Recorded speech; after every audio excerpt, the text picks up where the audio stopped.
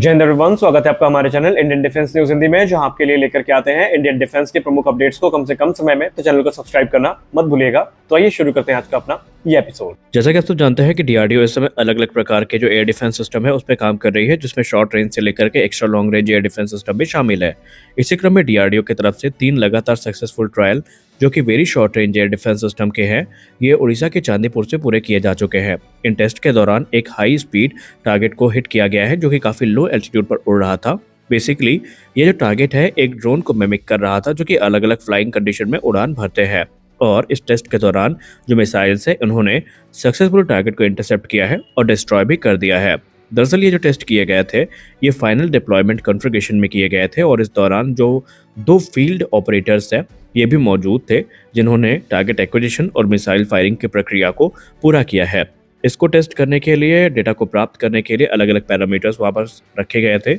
और मिसाइल्स ने सारे ऑब्जेक्टिव तो पूरा कर लिया है, जिसका मतलब ये है कि very short range air defence system अब डिप्लॉयमेंट के लिए पूरी तरीके से तैयार है और बड़ी संख्या में इन्हें इंडियन आर्म फोर्सेस के द्वारा ऑपरेट किया जाएगा। जैसे कि आप सबको पता है कि नए बजट अनाउंस हो चुके हैं, लेकिन इसी दौरान पिछले बजट को लेकर मिनिस्ट्री ऑफ डिफेंस से संबंधित एक ऐसी रिपोर्ट सामने आई है जिसने रक्षा मामले के जानकार लोगों को और भारतीय वायुसेना के पूर्व अधिकारियों को काफी नाराज कर दिया है। मीडिया रिपोर्ट्स पे कहा जा रहा है कि गत वित्तीय वर्ष यानी लास्ट फाइनेंशियल ईयर में तकरीबन 13,000 करोड़ रुपए की जो राशि है वो अनस्पेंड रह गई, यानी उसको मिनिस्ट्री ऑफ डिफेंस किसी भी प्रोग्राम में आवंटित नहीं कर सकी और उसके बाद से जो रोष की भावना है वो बहुत ज़्यादा बढ़ती जा रही है। कॉन्टेक्स्ट के तौर पर आपको हम बता दें कि डीआरडीओ इस समय इंजन डेवलपमेंट और टेस्टिंग के लिए जो फैसिलिटी है उसके लिए तकरीबन 10,000 करोड़ रुपए की डिमांड कर रही थी और 13,000 करोड़ रुपए अनयूज्ड वापस हो गए। यानी कि अगर मिनिस्ट्री ऑफ डिफेंस चाहती तो डीआरडीओ के इन प्रोग्राम्स को हरी झंडी दे सकती थी। वहीं रक्षा विशेषज्ञों के अपने अलग अलग मत हैं।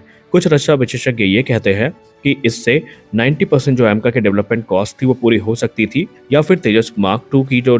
अभी डेवलपमेंट कॉस्ट है या फिर टेडबीएफ की जो कॉस्ट है उसमें ये जो राशि है ये मदद कर सकती थी, क्योंकि तकरीबन टेडबीएफ प्रोग्राम के लिए 13,000 से लेकर 14,000 करोड़ रुपए की जरूरत थी। तो यहाँ पर मिनिस्ट्री ऑफ डिफेंस का ये जो निर्णय था इसको ना खर्च करने का, उसके बाद से गुस्से की भावना काफी ज्यादा है। हम सब जानते हैं कि C-17 globe master third aircraft भारतीय वायुसेना के लिए कितनी अहमियत रखते हैं। अलग अलग प्रोग्राम्स में इन्होंने निर्णायक भूमिका निभाई है और इसी क्रम में भारतीय वायुसेना एक बार फिर से अमेरिकी वायुसेना के सामने एक रिक्वेस्ट लेकर जा रही है, जहां पर additional 5 C-17 globe master third की खरीद की बात की जा रही है, ताकि भारतीय वायुसेना अपने लॉन्ग रेंज के जो स्ट्रेटेजिक एयरलिफ्ट कैपेबिलिटीज हैं उनको बनाए रख सके। इस समय भारतीय वायुसेना 11 की संख्या में इन एयरक्राफ्ट को ऑपरेट करती है, जबकि अगर हम अमेरिकी सेना की बात करें तो अमेरिकी वायुसेना तकरीबन 222 C-17 globe master third aircraft को ऑपरेट करती है। हालांकि इनके प्रोडक्शन को बंद कर दिया गया है, लेकिन एक बार पहले भी C-17 के जो एडिशनल परचेज है उसको क्लियरेंस मिली थी और तकरीबन 3 की संख्या में ये एयरक्राफ्ट अवेलेबल थे, लेकिन अनफॉर्चुनेटली भारत को सिर्फ एक ही मिला था और इससे पहले कि भारत दूसरे एयरक्राफ्ट को ले पाता दूसरे देशों ने उनको खरीद लिया। हालांकि अब अमेरिका के पास भले ही 200 की संख्या में ये एयरक्राफ्ट उपलब्ध है, लेकिन रिपोर्ट्स बता रही हैं कि इंडियन एयरफोर्स के लिए रास्ता इतना आसान नहीं होने वाला है, क्योंकि अमेरिका 200 एयरक्राफ्ट के बावजूद भी इनकी कमी को महसूस कर पा रहा है और वो भारत को बेचेगा या नहीं बेचेगा ये अपने आप में काफ़ी ज़्यादा चैलेंजिंग होने वाला है।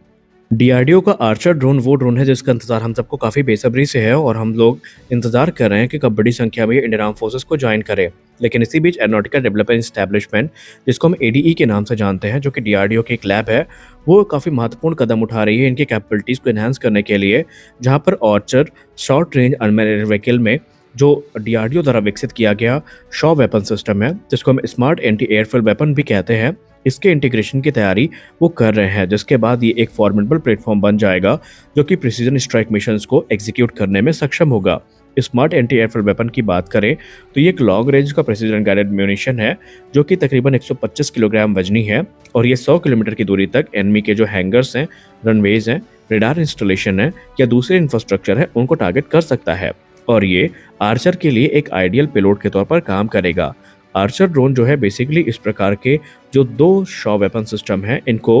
कैरी करने में सक्षम होगा और मिशन को एग्जीक्यूट करेगा। तो आज के इस वीडियो में बस इतना ही। मिलता है अगले वीडियो में कुछ और रिपोर्ट्स के साथ। तब तक के लिए जय हिंद।